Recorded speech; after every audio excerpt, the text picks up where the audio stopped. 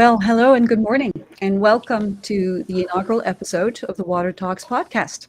I'm your host, Els Vanbeckevoort. I'm the CEO and co-founder at Senicotech, and I've had the joy to direct R&D activities in water health disciplines for many years, still learning from some of the best application scientists along the way. Today, I'm joined by my co-host, Scott Bowron, CEO and founder at Clear Aquatics. Scott is a respected voice of authority in the aquatics environment with years of training and problem-solving skills under his black belt. Hey, Scott, good morning. How's it going? Good morning, Els. So good to see your face, and Nice to meet I'm so excited to chat today.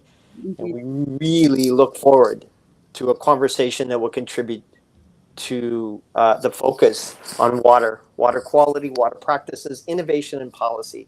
Yes. And we're going to do this today, and we're going to do it at least once a month to give a voice to our water health as a most essential need.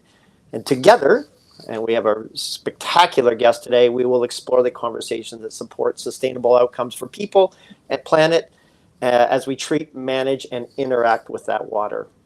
That's correct. Yes, it's actually a great pleasure for me to introduce our first guest.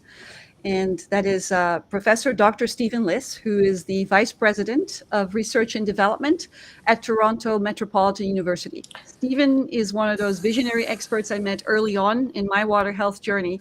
He comes from both an academic and an applied research background, and it is my true honor to welcome him to the show. Stephen, welcome. Thank you very much, Els. Good morning, and good morning to you, Scott. Very Good morning. looking forward to the conversation. Delighted to be here and to join you in this discussion. And so thank you very much for the invitation. You're welcome, Stephen. And maybe, just for our guests that are joining us today, can you just tell us a little bit about yourself and how you came to be so connected with water? And yeah, that would be great. Thank you. Well, terrific. So thank you so much again. So I have a Bachelor of Science in Microbiology and Immunology, which I completed at the University of Western Ontario many moons ago.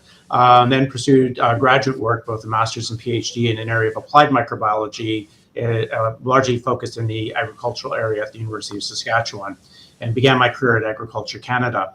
I was very interested, of course, in microbial processes and microbial structures as we began to understand the role of biofilms and the components of microbial systems in engineered and natural environmental systems. And in my academic career, I had the good fortune of coming upon a significant problem that was emerging with respect to the control of pulp and paper effluents in the late 1980s. And I all of a sudden got dragged into becoming a wastewater microbiologist. And through that work, built up a research program and an activity on microbial processes and microbial structures and environmental engineered and natural systems, particularly directed around wastewater treatment and bioflocculation. But that work extended to understanding interfaces and around membranes and fouling, to applications that were directed towards water treatment, as well as the processes in natural environmental systems, particularly with respect to the fate of contaminants and pathogens and the interactions with each other and the way they behaved and were transported in the environment. So 35 years later in my academic career, today, and one of the things that has been more striking for me and important to me is actually engaging with a very strong industry-facing perspective and drawing on the challenges and opportunities to bring some real fundamental ideas and knowledge to addressing those in a real practical way as well. So I look forward to the conversation and talking to you a little bit about the work we've been doing, but also about sustainable water management and stewardship of our water resources. Thank you. Yeah, I mean, that's quite a quite a history there. Our history goes back, back to 2007 or something like that. So it's been an interesting journey for sure. Today's topic, to frame it a little bit for our listeners, is meant to lay a foundation. And when we're talking about water sustainability, so we're going to be talking a little bit about what does sustainable disinfection look like, and how does it tie into data and digital tools as well, and logbooks and things like that. So maybe to start our conversation, Stephen, why water treatment? I guess why is it necessary? Why is it essential? And how does disinfection fit within that framework? So I'm going to step back just to give you a perspective where I think my own perspective stems from the understanding of how we should be looking at our water and wastewater resources and the management of water systems. I think that speaks to what the approach might be in terms of aquatic systems. First off, we have a collective responsibility with respect to stewardship of our water resources, and in a very integrated way, whether it's water it's used in service, as in aquatic systems like pools, to our water for drinking and other applications, to wastewater management as well. So protection of our water resources is absolutely critical, from source to recipient waters and to the waters we employ in service. Right. Management of water treatment is absolutely essential. It's important, particularly with respect to the protection of the environment, public health in particular.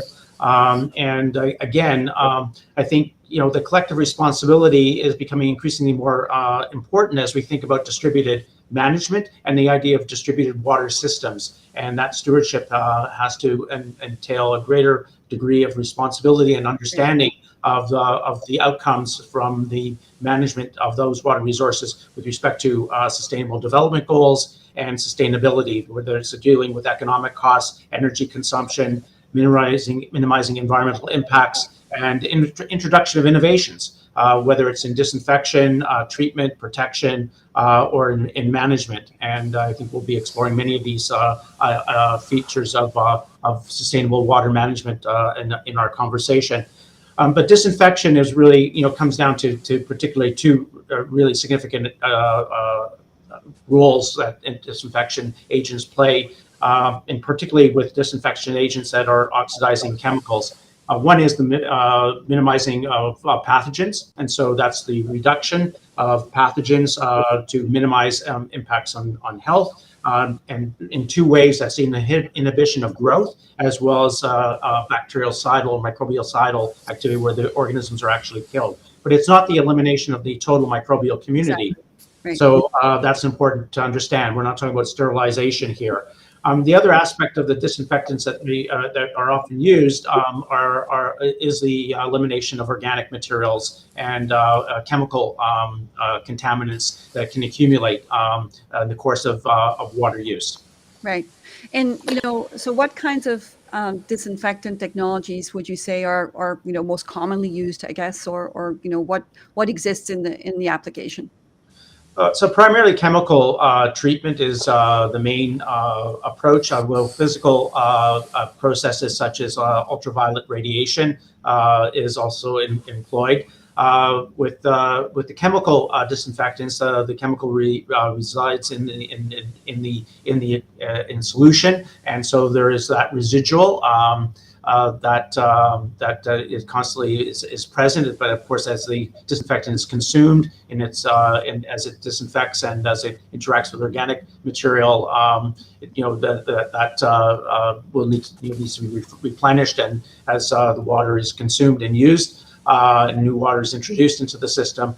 So these are primarily oxidizing agents, both the chemical and physical processes that are employed. So chlorine dioxide, chloramines, and ozone as well. So, and again, UV is the physical process. Right. And Scott, I guess in the aquatic environment, predominantly what you've seen there is chlorine, yes, or other technologies as well? Well, in the swimming pool environments here in Canada, you either use chlorine or bromine as their primary disinfectant, and then anything else is considered secondary treatment. UV is really the big ticket. Ozone's available, but not usually used here. So those are the primary. And then there's other people trying to market different ideas, oxidizers, etc. But right, as a primary disinfectant under public health, chlorine or bromine are the accepted disinfectants. Yeah, accepted disinfectants, exactly.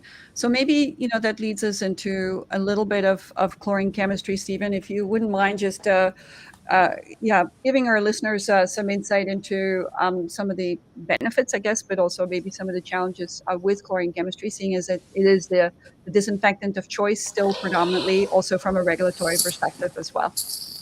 So from the regulatory perspective, I would you know indicate that for the most part it is the standard for which most disinfection is based is attributed to or based on, and so chlorine has been around for for a century or longer, and certainly as a primary disinfectant, particularly in water treatment, it's particularly important. And I don't think we're really suggesting that that chlorine isn't valuable, or it continues to be valuable in that sense. It is Right. very expensive, but it has its limitations. And as we learn more about alternatives, there's a very reason to believe that we should be looking at other options, as there are some issues with chlorine, including its toxicity. It's a dangerous chemical to handle, and so forth. But one of the challenges with respect to application, as illustrated in the slide you're showing, is that it's very subject to environmental conditions that affect its properties, disinfecting properties. Temperature and pH in particular are two main factors that can influence its activity. So higher pHs, pH values, as the ionization shifts to hypochlorite, it's less effective, and so that's a particularly important consideration in the way in which chlorine works, is that it is very limited with respect to the range of the environmental conditions in which it is most effective. Yeah, and we'll speak to that more, but I'd like to ask Scott. Yeah, Scott, maybe you can weigh in as well, because this is obviously a critical piece of information for any listeners that are, operating swimming pools and so on. Go ahead, Scott.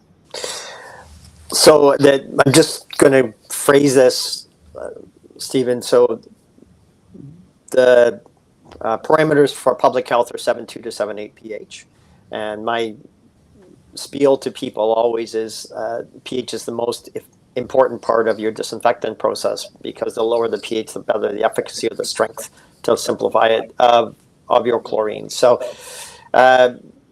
taking that, would you have any thoughts on actually going to a lower pH and how would people see it affect their health?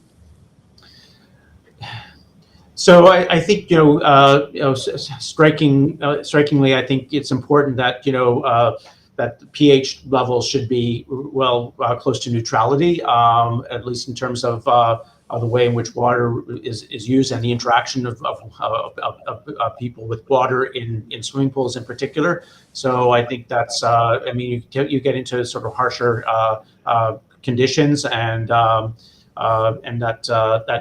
it's not dangerous, but I think it's a consideration, and so I think you want to work within the parameters that are suitable for that, for whether it's bathing water or otherwise, and so I think that's important consideration in all of this. And but the other side of it is that you also recognize that source waters have varying pH and so forth. But if you're having to adjust pH down, then you're adding another chemical factor and another cost to reducing pH. Right. So if you have more alkaline waters, for example. So so I think that's the biggest consideration is pH adjustment, and you don't want to get into pH adjustment, right?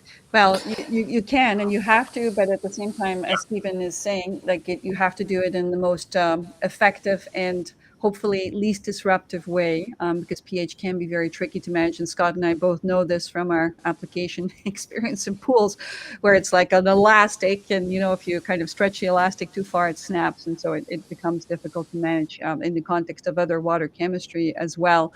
I think we'll come back to this in a little bit as we look at more sustainable approaches to disinfection, and as well. I guess that leads me to my next question, maybe, Stephen. So what is a rationale for alternative approaches to disinfection? What are maybe some of the challenges in terms of a lack of sustainability? Could you speak to those and give us some insight?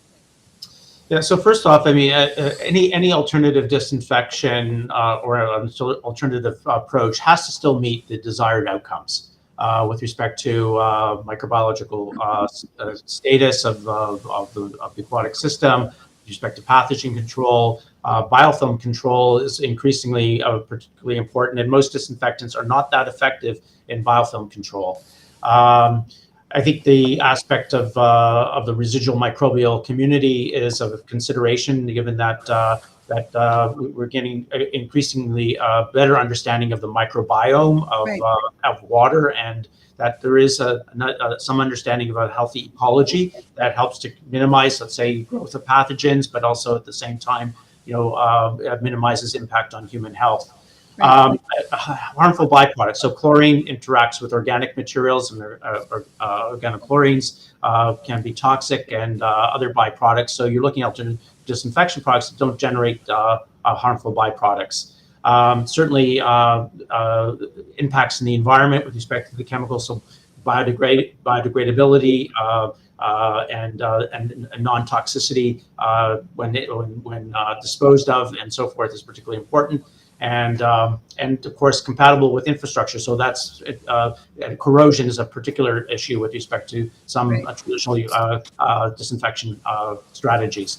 And again, we've talked a little bit about the spectrum of the environmental conditions and the range. So having disinfectants that can cover a wider spectrum of environmental conditions and minimizing other interventions and is particularly an important consideration. The production of those disinfectants as well. So great. So sustainability is thinking about the origins of and production of those disinfectants to the impact that it has on the environment, broadly speaking, and that includes considerations for energy and economic cost as well. And I think anything related to the UN Sustainable Development Goals needs to be brought into the understanding of our how we're managing water across all uses of water, and I think that's an important consideration as well. And maybe then to progress that conversation a little bit more. So, what constitutes healthy water? Because I know that, we all talk about water safety, we talk about water quality, but what's the upside? Like, what would that mean actually, more objectively if we're talking about this? Like, what does that look like? Yeah, I think it's an important question, and but I will indicate that at the start we need to have a pretty clear understanding of what clean, safe, and healthy water is. And I don't think, frankly, there's consistency in what people understand that. Agreed. Right? Yeah. And of course, it also depends on the application as well, right? So for all sorts of water uses, meeting a particular standard is not always the requirement in where water may be used for other purposes, right?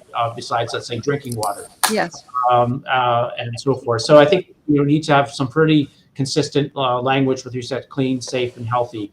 I think with respect to healthy water is certainly the minimization of impacts on human health, right? That's important. I know that there's, as I've been suggested, that with increasing knowledge of the microbiome, is there a healthy microbial community? I think the jury's out as to what that actually is. Looks like, yeah. It looks like, but I do think that we do drinking water has a microbial load, right?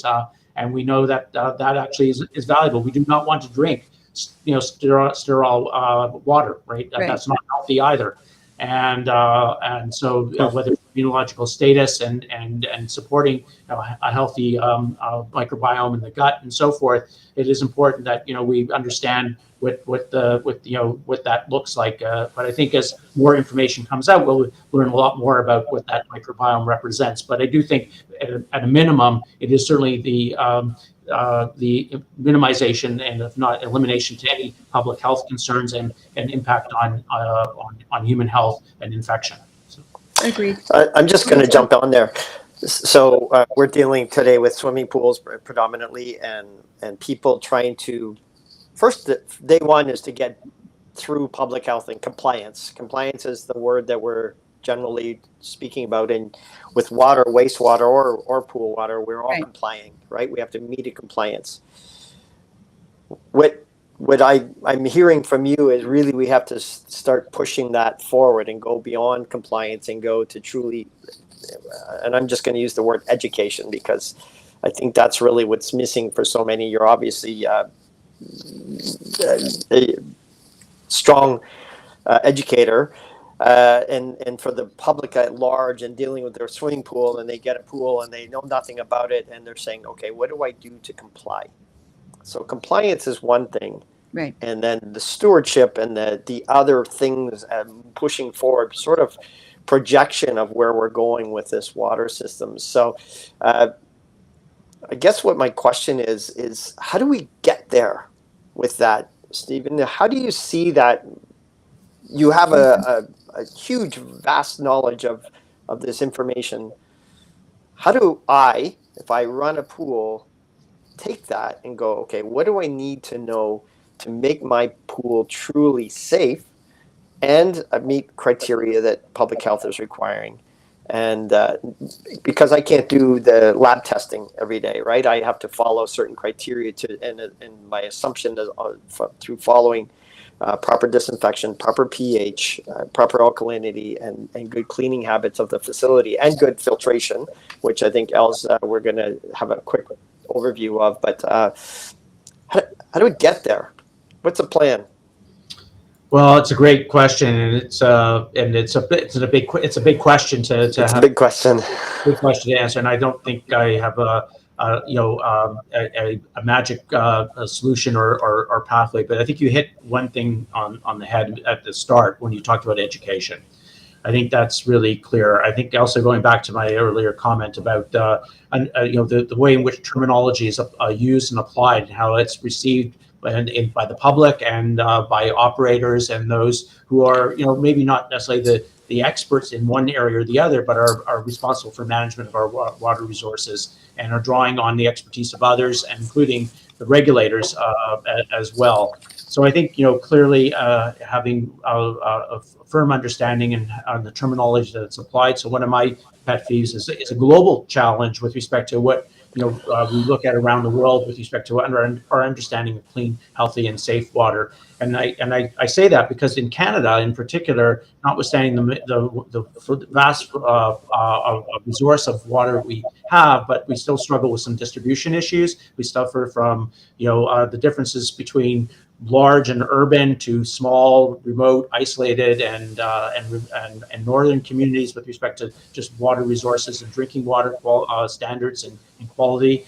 And then thinking about sustainability and the pressures that is upon us now to address with respect to energy costs and other factors and so forth. But I think the other side of it is that if we're going to be thinking about introduction of innovations and to improve the way we are able to use water and sustain the use of water, and to protect the environment and to protect people appropriately, and to protect our source waters and the recipient waters that receive wastewater and so forth.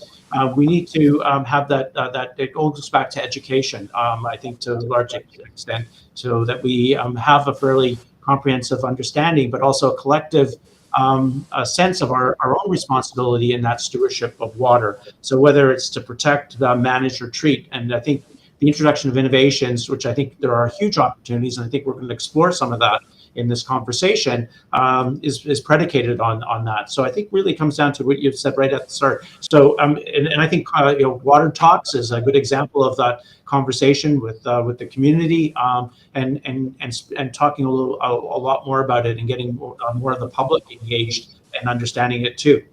Right. That's certainly our hope, that we take this and push it forward and give it different options for discussion. And Exactly. for everybody listening today, I hope you feel free to send in and say, hey, I'd like you to talk about this through the future. So thank you. Yeah. And Scott, maybe to add to Stephen's comment, so education, I think, is a really big piece, and so it's great to to do this together, right? I think the other thing is to find ways in which we can support operators, because it is difficult for some of the people listening that are thrown into their role managing a pool, and really having little basis or foundation to be able to, to do that adequately to meet the compliance issues. I think, finding support systems and finding ways in which we can support operators is going to be a big piece of this puzzle as well, so that, we can help them, make more sense of it, make it, more straightforward, and being able to, to provide that resource, I think, as well, is going to be really critical, so that, the people involved are going to feel supported in that process. Right, and people understanding it, whether B-class pools or hotel, motel, etc. pools. Right. The struggle with them is this, the pool doesn't make money. You're running a business. Right. The pool doesn't make money, but you have to have a pool. How much money do you want to put towards that that's a tough part. So getting the education to the staff who take care of that pool is difficult because, there's no payback on it. However, the feel of a good pool, and Els swims all over the world and goes to swimming pools, and the feel of a good pool is different than just water. And we're trying to get not only the pool water, but the air quality that resides over top of that pool. And that, really one of the biggest challenges we have in swimming pools now is the air quality that still is not understood, that it really comes from the quality of your water. Right. And here we are, and how do we make that better every day so that it's not just a one-day event when we passed our certificate and away we go. Right. But we're pushing forward and understood, and a good education basis. Right. The other thing I'd like to maybe suggest as well is that there is an economic story here to be told, right, Stephen? And I know that we've talked about this a number of times, but there is an economic benefit potentially to to taking a more sustainable approach to these things as well. And so it would be helpful to maybe highlight that as well. Yeah, and I think the assessment, and whether it's a life cycle assessment of or looking at the entire cost, that's not just in the cost of the production of the disinfectant or the management tools that are used, but it's also the savings when you think about the long-term maintenance and operations. Right. And if you can mitigate against some of the mitigation strategies that would have to be put in place when problems arise. So whether it's sustaining the life of the infrastructure through minimizing corrosion, for example. I think people have to understand it's not just getting a cheaper chemical or a cheaper technology at the front end. You got to think through the whole process, Right. the whole management cycle, and the infrastructure in place. And so that kind of thinking is necessary. So it's and that's complex, right? And so we need the kinds of tools that allows us to assess all aspects of this as well, right? Exactly. Right. And maybe that, the slide that's up right now, that describes a little bit what a sustainable approach might look like. So Stephen, would you be willing just to walk us through that a little bit? What does that mean practically? So it comes down to being more precise, I think, and so that's clear. And I think there is tools available that are enabling us to be able to be more precision oriented. So if you think about precision agriculture, for example, with respect to water use and being able to direct a drop of water to a plant, right, rather than thinking about the types of irrigation strategies where people would spray where water was abundant. But in many parts of the world, including even in areas where water might be abundant, people are very much more focused on the more precise delivery of water to conserve water and also to save resources and costs as well. So think about that precision. And that precision relies on having a full understanding of all the parameters and factors that are required to ensure that that is delivering what you need. I think the same approach is with respect to how to use chemicals responsibly, whether that's understanding the precise way in which dosing of a chemical, so whether it's assessing microbial hazards through a modeling exercise, understanding the microbial load of source water and so forth is particularly important. So that's often applied in wastewater treatment applications and other applications increasingly. So just having and understanding the mechanisms of actions of some of the chemicals as well allows you to be more precise with respect to how those use. And then it's on how you monitor the system with the advances of sensing technologies, data acquisition, and so forth. You all of a sudden have a variety of tools, and I think we'll go and explore some of those tools that are derived from our full understanding of the systems and the data, but using data analytics and using management tools and generative AI to assist with respect to predictive pathways to managing resources to minimize costs, but to maximize the outcomes that you want. Right. Yeah, exactly. And I think that's a good, segue into talking about that, what makes good data, right? Scott, you were saying, okay, what can we do to help facilitate this process? And in the first place, we do need to make sure that control and compliance gets, the top priority so that it's easy for people to do that. And once you are able to do that, you can get to the next level, which really is, okay, optimization and working more sustainably. So I think it would be useful for us to, take a look at, okay, what makes good data. And I want to just look at, a couple of different topics here. And Scott, feel free to jump in as well. Sure. So standards and methods is absolutely critical to make sure that, our data sets, that there's integrity, that we have a standard methodology that we're measuring against.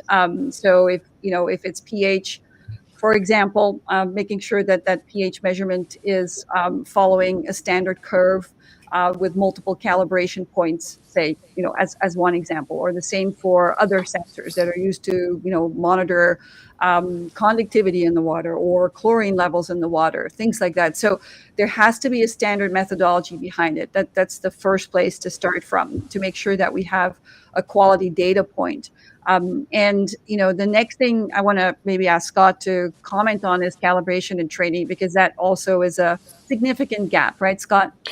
It is, Els, and people truly understanding their workplace, and that's what we deal with. I'm a certified pool operator instructor, and I have been for a long time. So I go around to thousands of people around Canada, and what seems simple to the folks on this podcast is really not understood. And then you're given tools, and if you have a decent controller, etc., you still have to maintain it. It's like your car. You still have to service it and make sure it's functioning correctly and on an ongoing basis, not just once. So that is really important. And then the right type of system for your staff's ability to react and to understand. And people for public pools have bought stuff off Amazon as a controller, and it's not suited for any length of time, or is it really functional in a commercial setting? So it's those kind of ideas. And then the training and taking the time, again, always so important for people to truly understand, because it all gets down to every person who jumps in that pool is depending on us to make sure that they're safe. They jump in with the idea that pool is safe, and that's our job. That's the most fundamental thing that we're doing every time, and we need the correct tools every day to do it. And I go back to the what we have and how accurate our tools are.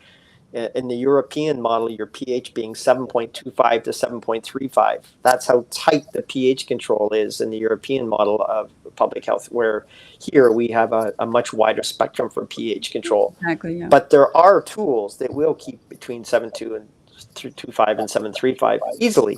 You just have to have the right tools and then understand how to use them. Exactly, yeah. And maybe, timelines and frequency. So one good thing I will say about pools, which makes it different from other application areas that we're working in, is that, people are trained to take multiple measurements throughout the day. So every couple of hours, we're taking measurements.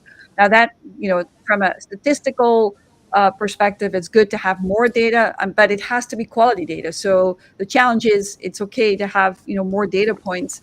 But the problem with that then is making sure that the data we do have, that they are actually going to be reliable and actually reflect the factual situation of that measurement. And so making sure that, and from an automation perspective, and this is where some of this is going, is more data makes it so much more suitable for advanced analytics as well. And so I would recommend that we start really with a good standard and method, and like Scott has just said, calibration of your tools, having the correct tool and having the training to be able to run those tools, and then having frequent measurements as well, so that the frequency of the data is there, so that can be used for some of those analytical models and training models as well.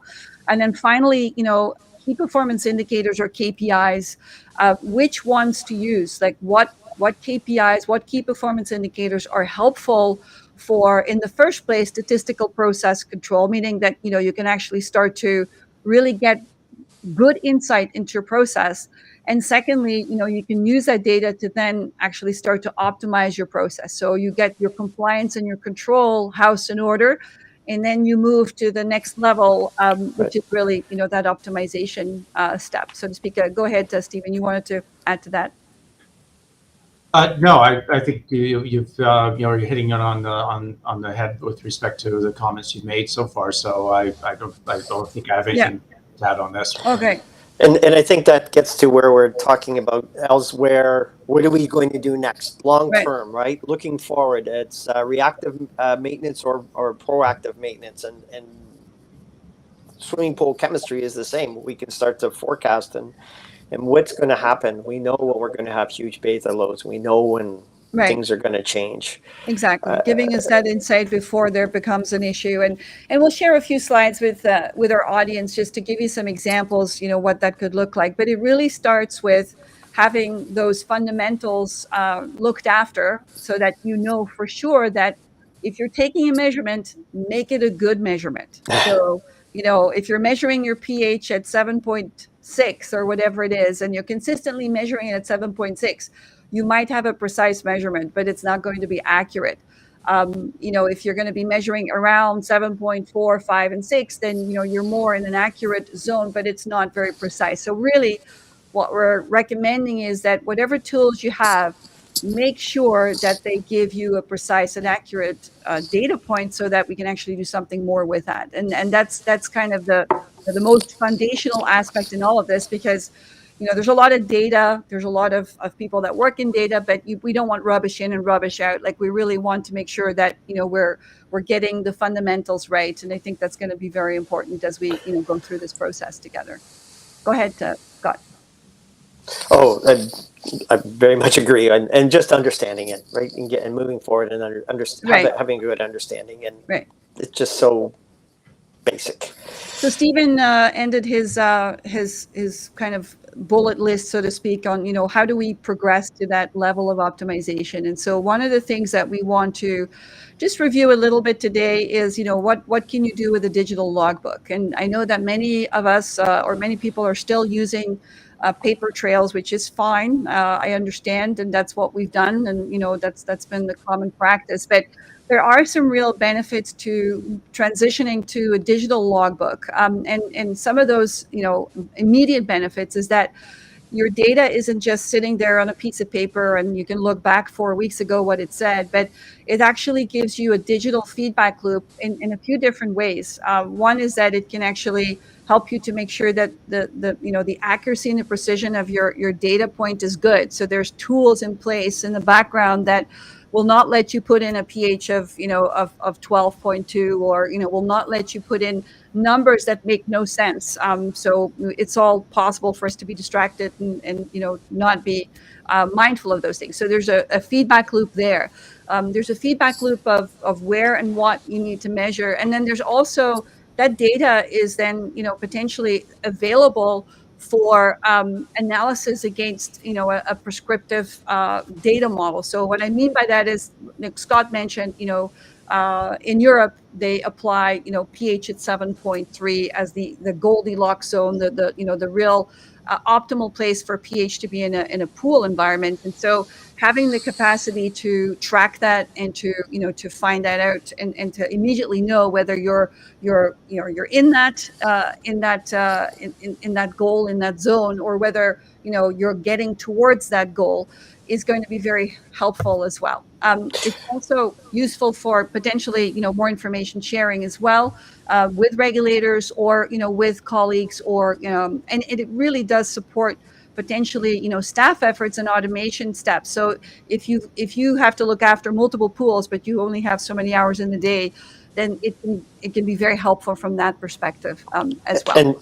And huge risk, Els. There's about 100 major outbreaks a year of crypto throughout North America. We just had a splash pad incident down in Texas, and about 2 months ago that it came full force in the media. And the result of that is incorrect information, poor training, and the testing methods used were weak. So what's the outcome? They've gone to digital, very transparent with Right. health and the public. It's a really strong learning moment, and it's getting big airplay in our industry as a result of that. Out of Right. the negative, where do we go positive? And Right. we all have to be cognizant. Not only I can tell you on a quick, years ago, before digital was until 2018, digital wasn't accepted by public health. So Right. we're still in a new era in our world, even though we use it. You've probably all been on your phones 50 times today. Right. But I got caught on a risk item where we had a facility that didn't have proper documentation, and it led to downstream effects, lawsuit Right. potential. And it happened so quick, and we thought we were doing a good job. With the digital application, you install it, it gets locked in, and in 20 years when you need it, because you can't just keep records for a year or two anymore. My recommendation to people is 22 years keeping your logbooks, because of the downstream of risk. Can I just maybe jump in a bit to emphasize the point about digital? I recognize that various parts of the world are having to catch up very quickly, and we've seen this most pronounced over the period of the pandemic. And you look at let's say viral surveillance in wastewaters, for example. But it is about data collection, and it's about the advanced analytics actually, and digital tools that are available that has enabled public health officials and others and to be able to understand the risk and mitigate and manage or predict and respond accordingly. So of course, the methodology behind that, the source of the data and the tools, the analytic tools and the methods and so forth that generate the data is particularly important, and that's always constantly under review and further developed and refined and so forth. Then there's a whole aspect of the digital side of it, and whether it's data storage, curation, cleaning of data, and what data is used. But I think what I'm trying to emphasize here is that the digital world is upon us in a way that we have to embrace it. Right. And whether you people will understand this when they think about banking and the way in which money is used nowadays, and people pay things and buy things online. The digital world is very much a part of this. But one of the advantages of the digital technologies and innovations coming about, if you can imagine, let's say, a network of pools that are sharing data and or are supported by experts and others who can assist. So this is not about, this is a shared responsibility, and there's an opportunity to draw others to assist and work collectively in an integrated model within a distributed system.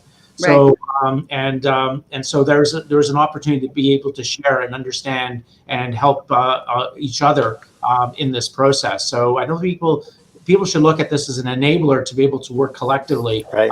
And so that they're not alone in this journey, right? And Exactly. And, No, and, go ahead. and now, sorry, and with that staffing, which there is no person at any swimming pool, whether it's a massive system or a hotel, that's not dealing with staffing. So the better technology you have, the projection and it's time saving that it can give you, and not only time saving, but then you still have consistency and reliance that you can have a reliable equipment that can help minimize risk and save staffing. Exactly. Huge problems we're dealing with right now. Yeah, no. I think the other thing that we have to remind ourselves, and of course it was a bit more of a nefarious situation, but Walkerton was a human. It was a human. Exactly. In the human behaviors and management, and it was also bucket chemistry, right? It was bucket chemistry and bucket testing, right? At the worst combination of both human failure and responsibility, and the tools that were used to manage the water resources at the time. And so no standard, there's no accountability, no sharing of that information, and so forth. Yeah, no, I think that's a very good example, and certainly a cautionary tale that we must not forget. And indeed, Scott, it's actually something positive that can be very helpful for different stakeholders in helping them to get to that place where they are more secure, where they have the ability to be able to have insight into their process. There's a lot of good questions popping up, I can see. So I'd like to maybe just give a few short examples of what digital adoption looks like using advanced analytics, some of the examples that we can give here, and then we'll get into some of the questions. So having benchmarking your data for water risk and quality continuously and objectively is one way that you can actually start to get to a better outcome, so to speak. And so you can any improvements that you make in your process. The challenge is where you're trying to do this manually, or you're trying to do this, with a paper logbook. It's very, very difficult to track any improvements or to really how you can make things happen in the future. And so that's one way of doing it. Other things that it can help you do is to really predict potential problems in the future before they happen. So Stephen mentioned Walkerton. I believe that the chlorine pumps failed, right, Stephen? That was one of the things that kind of happened, or at least I read that in Well of Lies, which is a book about Walkerton. But that was one of the challenges. And so knowing if there's equipment failure on the horizon or equipment that's just underperforming is another way that data analytics can help you to avoid that risk in the future. Other opportunities for improvement could be where this is a process that is not optimized, right? Where you've got lots of variability, lots of peaks and troughs of pH and chlorine in this particular situation. But really, once you start to actively track that information, you can actually move the process in the right direction. Hopefully, if you have the instruments and the tools and the online systems that can help you to do that. But basically, that's another way that can have a quick impact, like within a matter of days, really, once you actually understand where you're at from a data science perspective. And then finally, this is what an optimized process would look like, right? It's not all over the map. It's actually really tight, and it's possible. And the outcomes, that happen for people who implement these kinds of processes is that, they will see a reduction in chemical use. They will see a reduction in wasted water and energy and remediation costs. Scott, you talk about that a lot. The cost of remediation is significantly problematic, both from a risk perspective as well as from an economic perspective. Yeah, you close a pool for a day, it's a problem. It's 28 Celsius or 34 Celsius, and your best pool in town is closed because you didn't have the tools in place to see this happening is so prevalent. So that, yeah, those are great tools. And also, my analogy that's very scientific, Els, but my analogy is you're putting the pool on cruise control. And if there's a bump, it reacts and it keeps the car going at the same speed or the pool running, rather than, oh my gosh, I've slowed down to 0 on the 401. I have to speed up, and I'm going too fast. Now I have to slow down. That's how the reactive, right? Where we want to get to is proactive. Cruising at 120 down the 401, and everything's happy. You don't drive 120, do you? Oh, I don't do never. I wouldn't do that. 130, 140.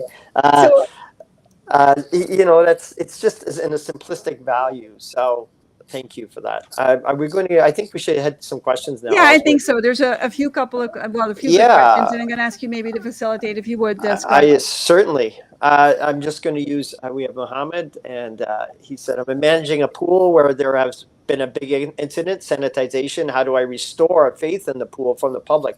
Which is problematic. Which is why we're trying to say, right? That's a perfect example of what do I do? Because once incidents happen, social media takes a hold of it, and even if it was a small incident, they're making it a large incident because it makes newsworthy.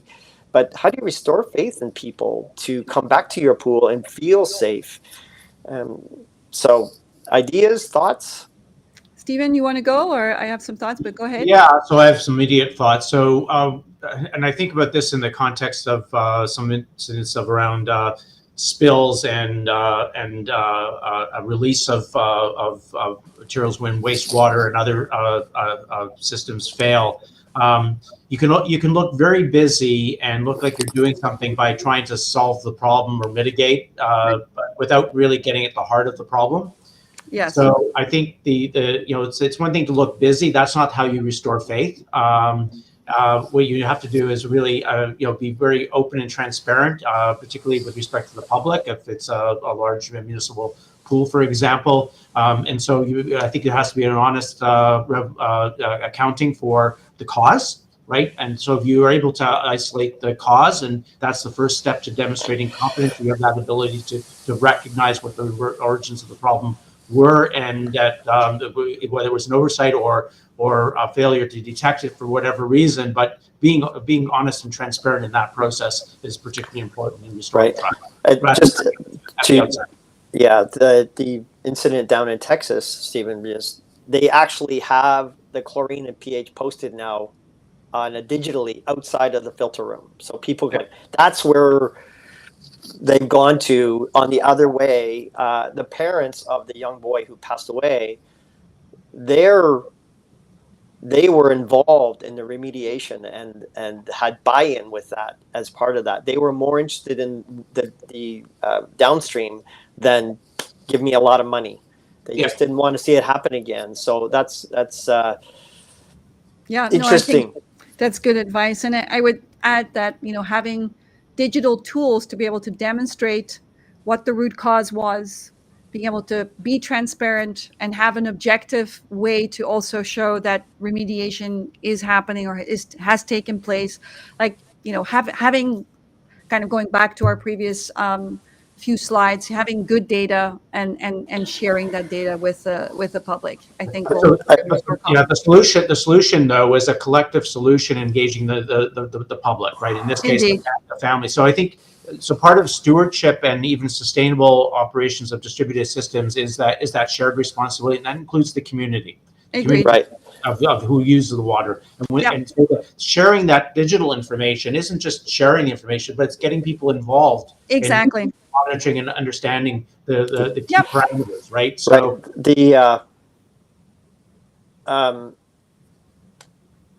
the public at large won't understand what it means anyways.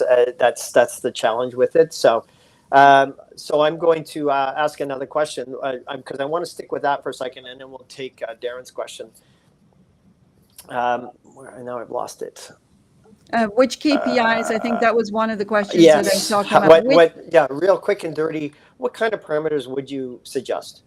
Yeah, and I think, again, there's the regulatory compliance parameters, but then, going beyond regulatory compliance. So clearly, pH, as Scott said, and we'll keep saying this on this podcast many times, is the most important parameter. So start with that. Your free chlorine level, and I know that by regulation, you're also measuring total. We're more interested in your combined chlorine, which of course is the total minus the free. And that's relevant because that tells you some of the health implications of the water as well, whether you've got good filtration, whether you have control over those disinfection byproducts. And so that would be really important from my perspective. Obviously, alkalinity and hardness are two required ones, and also are very important because they help understand whether your pool has some resilience and whether the filtration process is going to work well and how people are going to interact with the water. That's hopefully not too aggressive. But then we would look at a few other things as well, like disinfection byproducts and organic, organic matter in the pool or urea. So there's a few other things that are really helpful to help us optimize a pool. But I think we can leave it at that, Scott, unless you want to add some other thoughts. No, I think that's great. And thank you, Jeremy, for that question. Our next question is from Darren. And hello, Darren. Suggestions to know how to work with our health officials and health inspectors and with regard to the use of test kit analysis. That's always a challenge because a lot of times public health comes in with a different type of testing method than the operator uses. So tailor kits versus photometric and remaining compliant. So ideas, thoughts on that? Well, I think, again, having the tools to be able to, and I've met some wonderful public health inspectors who are very open to learning and progressing their own knowledge and their own understanding of what they're required to do, because that's also not been something that they've had to do for a very long time. So I would say having the ability to be able to demonstrate that your method is a standard methodology, that it's a good methodology, that it's recognized by regulatory agencies as a good methodology, and that it's, versus a semi-quantitative measurement that, I don't know who's getting a call there. I'm not sure. Hang on a second. Excuse me. That was me. Sorry about that. So, having a sense for that as well. So, being able to demonstrate it, and then having the digital logbook to be able to show compliance. I don't think that's going to be so much of an issue if you've got digital tools to be able to show that, you are still within the regulatory framework. And I think those would be my initial comments. Scott, what else would you add to that? Yeah, and I'm going to add a few things to that. One is, first of all, you need to know your facility. You need to be the expert. Public health is not the expert. You are. And you need to have a really good handle on your facility. If you have a good handle on your facility and you truly understand it, when your health inspector walks in, they're going to be much more comfortable. And I always use the analogy going to the doctor. If the doctor says, oh, geez, I don't know what that is, or that looks awful, or they don't know how to help you, then you're not feeling very comfortable, or you take your car to a mechanic and he goes, oh, that's terrible. But so you need to understand it. And then you need to be testing correctly and on a consistent basis. It is very difficult for the public health inspectors sometimes when they come in and they get different results than you get. Remember that the public health inspector always reads in the pool. So you need to be testing in the pool, even if you test in your filter room consistently. You need to know the variance that from the pool to the filter room. And then they have to go by their results. That's their obligation. So they're not going to change them, etc. But their comfort level, have a conversation with them rather than this, right. And you'll do much better.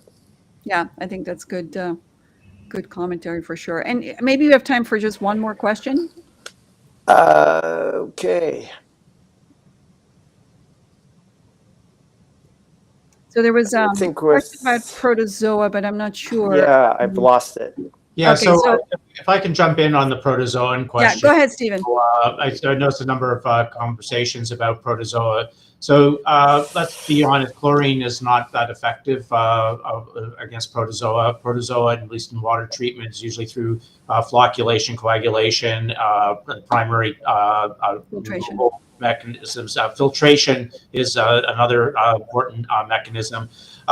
Shock ozone is known to be effective to a certain extent with respect to Cryptosporidium and Giardia. And peroxide, there's some, or at least in terms of surface contamination, can be seen to be effective. But generally speaking, filtration is the primary basis for that. That's a whole other conversation. That's a topic for the next podcast. Yeah. No, I'm just kidding. And very interesting. Yeah, but that's very valuable, Stephen, for sure. Yeah. Go ahead, Scott. Oh, really? It's fascinating that the understanding of the filter process and how much more important it is than we give it credence to, or understanding in our business is incredible. So that it really is another conversation piece. And I think we're wrapping up, unfortunately, almost here. So I wanted to say thank you to all the listeners for lots of questions there. If you have additional suggestions, comments, or questions, please continue to submit them. There will be an email address in the chat as well. Yeah, it's been a very interesting conversation, Scott. Yes, thank you very much, Els, and thank you, Stephen, for bringing forward our inaugural discussion. And your knowledge is just huge. I don't think we've even hit the top of the pin. But thank you so much for your input, and we look forward to having further conversations with our podcast and in our business. Yeah, thank you, guys. Stephen, thank you, Scott, and everyone listening in. You can re-listen to this episode by subscribing to our YouTube channel. Like I mentioned, if you have ideas, please let us know. And we will be back on September 8th at 11 o'clock for your next episode. So mark your calendars. Don't forget to subscribe, share, or like our channel so that you can hear about future episodes and other interesting updates. I want to thank everyone and enjoy the rest of this beautiful day. Bye. Absolutely. Bye-bye.